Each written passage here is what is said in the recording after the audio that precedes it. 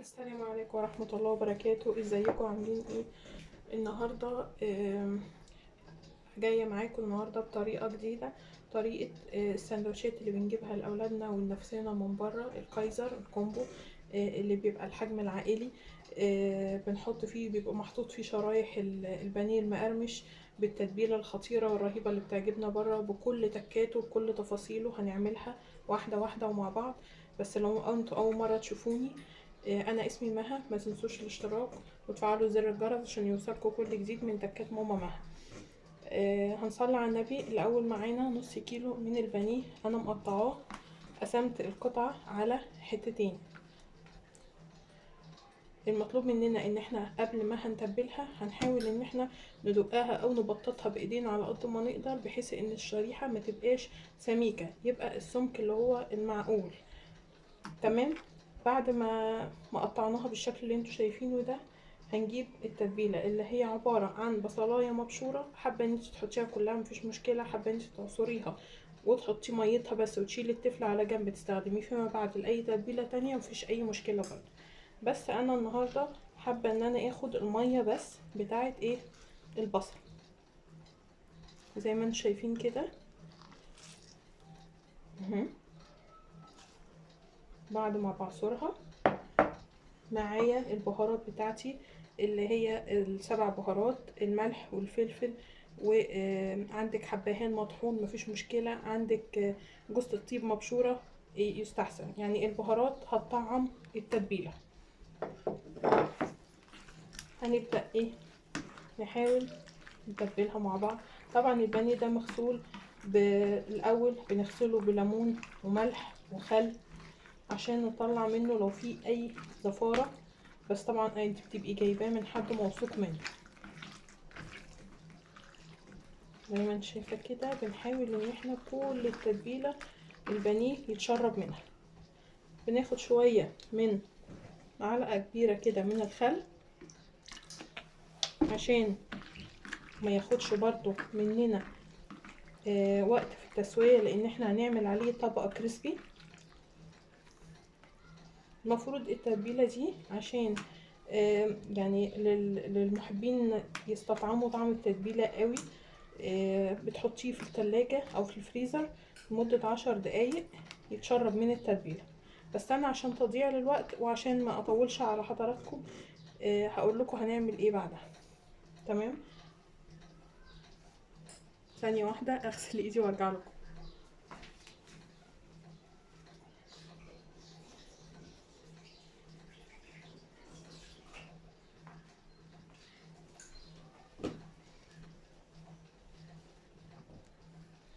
دلوقتي هنشيل البصل على جنب. معايا هنا بضاية، شوية لبن،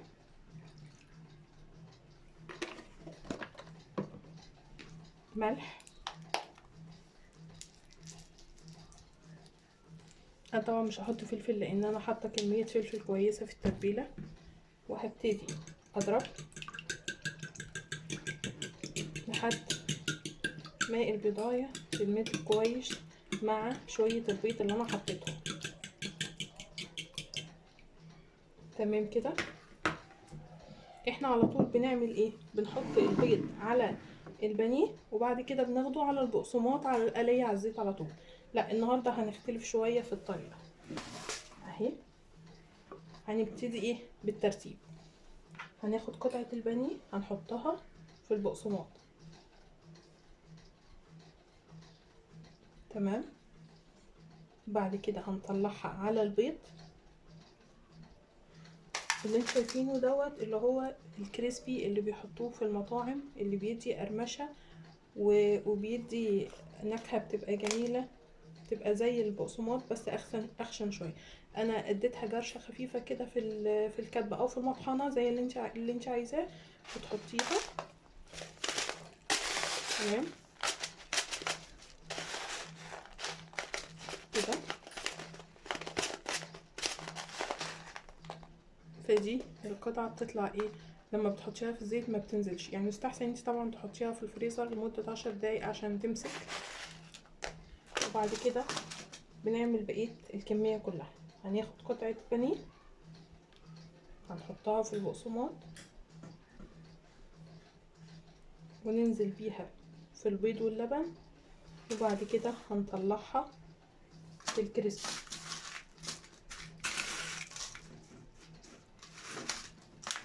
حابة انت تتكي عليها برضو عشان يمسك فيها، مفيش اي مشكلة. كل ما هتبقى القطعة رقيقة كل ما هيكون احسن. واحدة تانية هي.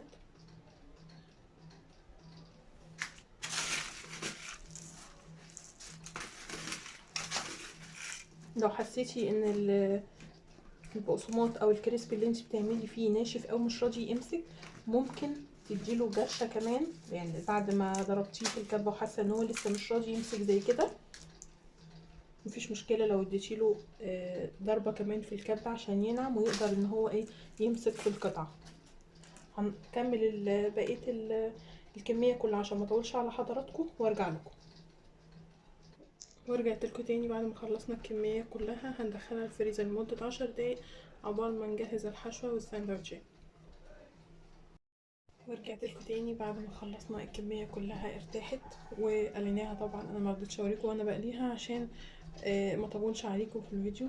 لو تشوفوا الكريسبي عامل ازاي، يعني حاجه رهيبه. انا طبعا ما عملتش الكميه كلها، ما قليتهاش، انا بعمل حسب كميه الاستخدام اللي انا حباها. بصوا سامعين الصوت؟ مفيش ولا احلى ولا اطعم من كده، صدقوني عن تجربة. يعني احسن بكثير مليون مرة من ان انا اروح اشتري. يعني نص كيلو بانيه تقريبا 8 ساندوتش من بره. لو تعملوها في البيت هتكون احسن واطعم واحلى بكثير، والاطفال هيحبوها، وحاجة انتي هتبقي واثقة فيها. احنا معانا الساندوتش كايزر، فتحناه زي ما انتم شايفين كده. هنحط الاول شريحة من الطماطم، وناخد شريحة من برجر الفراخ،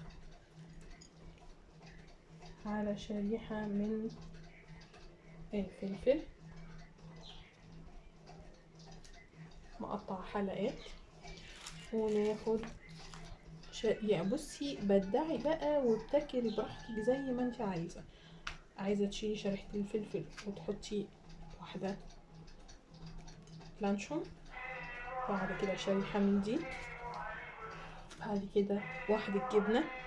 بصي ابتكري واعملي اللي انت عايزاه في مطبخك، بحيث ان انت في نفس الوقت توفري وتجيبي لهم الشارع والمحلات من بره لحد البيت. شايفين؟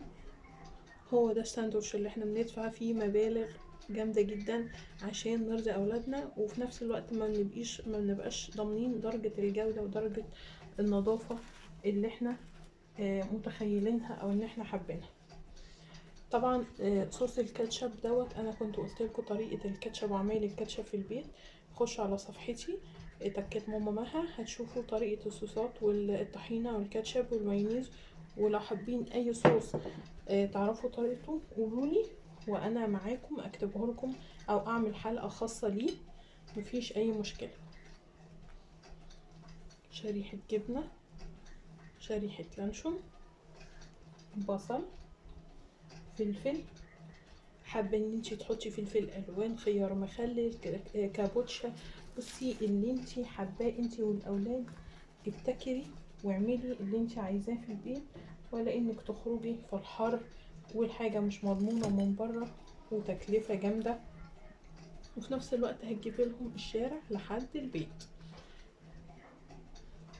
زي ما انتم شايفين كده، والله الموضوع مش مكلف وما خدش وقت ولا مجهود مني خالص. ممكن نشيل شريحة الطماطم دي اللي احنا حاطينها تحت ونحط شريحة بصل.